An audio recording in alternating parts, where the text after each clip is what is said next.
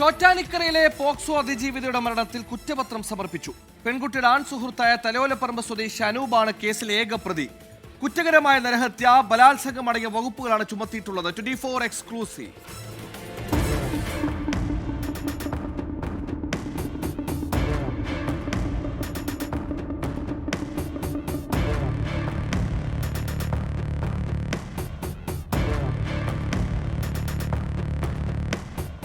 ഈ വർഷം ജനുവരി 26-ാം തീയതിയാണ് ചോറ്റാനിക്കരയിൽ പോക്സോ അതിജീവിതയെ അബോധാവസ്ഥയിൽ കണ്ടെത്തിയത്. ശരീരമാസകലം അതിക്രൂരമായ മുറിപ്പാടുകളുണ്ടായിരുന്നു.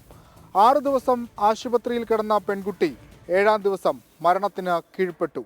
കേസിലെ പ്രതി പെൺകുട്ടിയുടെ ആൺ സുഹൃത്തായ അനൂപ് എന്ന യുവാവ്.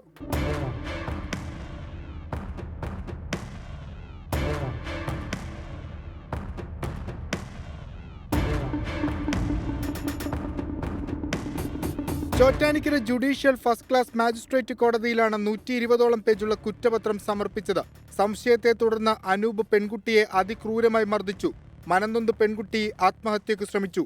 അനൂപ് തന്നെ പെൺകുട്ടി തൂങ്ങിയ കയർ അറുത്തിട്ടെങ്കിലും മരിച്ചെന്ന് കരുതി ആശുപത്രിയിൽ കൊണ്ടുപോകാതെ കടന്നുകളഞ്ഞുവെന്നാണ് കുറ്റപത്രം. പ്രതി പെൺകുട്ടിയുടെ വീട്ടിലെത്തിയ CCTV ദൃശ്യങ്ങളാണ് കേസിൽ നിർണായകം.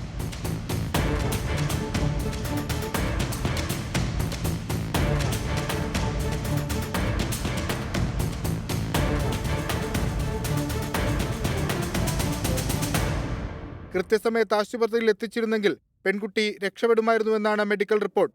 150ഓളം പേരുടെ മൊഴി രേഖപ്പെടുത്തിയിട്ടുണ്ട്. അനൂപ് പെൺകുട്ടിയെ മർദ്ദിക്കാൻ ഉപയോഗിച്ച ചുറ്റിക, ബെൽറ്റ് എന്നിവ പോലീസ് കണ്ടെത്തിയിരുന്നു. കുറ്റപത്രത്തിന്റെ ഭാഗമായുള്ള പോസ്റ്റ്മോർട്ടം റിപ്പോർട്ടും കേസിൽ നിർണായകമാണ്. കേസ് രജിസ്റ്റർ ചെയ്ത് 3-ാം മാസമാണ് ചോറ്റാനിക്കര SHO മനോജിന്റെ നേതൃത്വത്തിൽ കുറ്റപത്രം സമർപ്പിച്ചത്.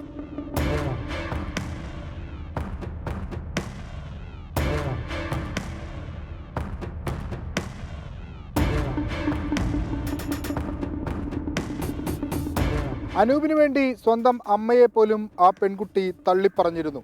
ഒടുവിൽ സംശയത്തിന്റെ പേരിൽ അനൂപ് ആ പെൺകുട്ടിയെ അതിക്രൂരമായി മർദ്ദിച്ച് മരണത്തിലേക്ക് തള്ളിവിടുകയായിരുന്നു.